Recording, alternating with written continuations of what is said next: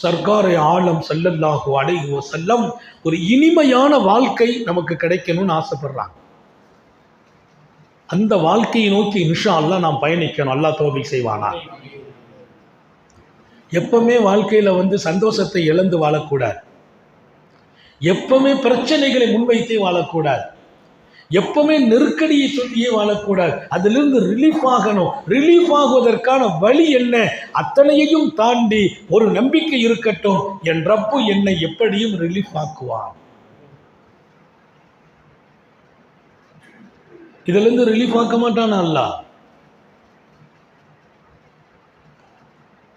எல்லோரையும் அவனுக்கு லேசது.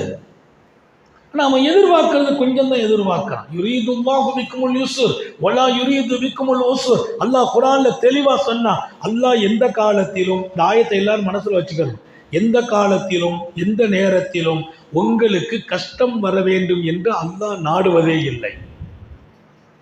நீங்க கஷ்டப்படணும்னு அல்லாஹ் நாடுறது இல்லை. என் படைச்ச ரப்பே நான் கஷ்டப்படுறத நாடல்ல அப்படின்னா எனக்கு என்ன கஷ்டம்? சின்ன சின்ன கஷ்டத்தை நான் தான் பெருசா எடுத்துக்கிட்டேன்.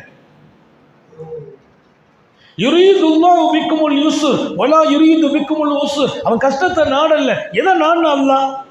உங்க வாழ்க்கையில நீங்க ரொம்ப மகிழ்ச்சியா, திருப்தியா, ராஹத்தா, லேசா, செழிப்பா வாழணும்னு அல்லாஹ்வை நாடுகிறான். அல்லாஹ்வை பற்றி நாம் சரியாக விளங்கிக் கொள்ளாத காரணத்தினால் நமக்கு நாமே சங்கடங்களை உண்டாக்கி கொண்டோம். அல்லாஹ் லேசத்தை நாடுறான்.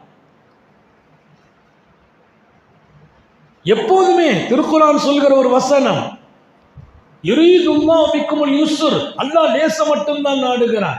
அப்படி சொன்னா போதும், அது அழுத்தம் தருகிறான். வலா யுரீது பிக்குமுல் உஸ்ர், கஷ்டத்தை எல்லாம் அல்லாஹ் நாடுறது இல்லை. நிறைய பேர் சொல்றமே, அல்லாஹ் என்னை கஷ்டப்படுத்திக்கிட்டே இருக்காங்க, என் வாழ்க்கை போற கஷ்டம் தானே. கண்மூடி திறந்து பார்த்தால், கடந்த பாதையை பார்த்தால் எல்லாமே கஷ்டமா தெரிகிறது. நான் நடந்து வந்த பாதையை பூரா பார்க்குறேன், கஷ்டமா தெரியுதுன்னு நினைக்கிறோம். இல்லவே இல்லை. கொஞ்சம் யோசிச்சு இப்படி மாத்துங்க. என்ன கஷ்டம்? அவரை பாரு எவ்வளோ கஷ்டப்படுறாரு, நம்ம நல்லா இருக்கிறோம்.